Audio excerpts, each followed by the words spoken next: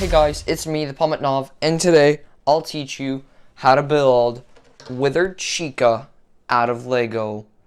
This build is really cool since she can stand up straight. Oh, well, yeah, you get the point. It takes some balance to keep her standing, but it's not that difficult. What I really like about this build is how the head is shaped.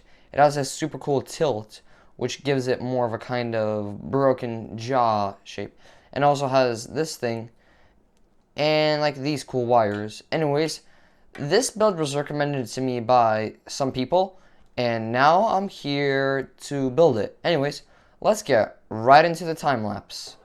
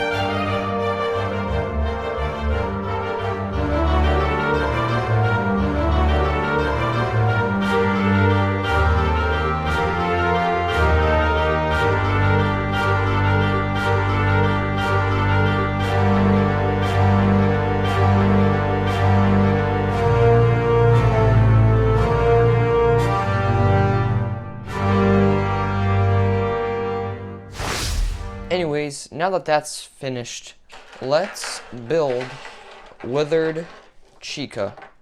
First, we take the head and the body, and we connect it. Let me first just... I held it too tightly. Let me just fix it for a second. There.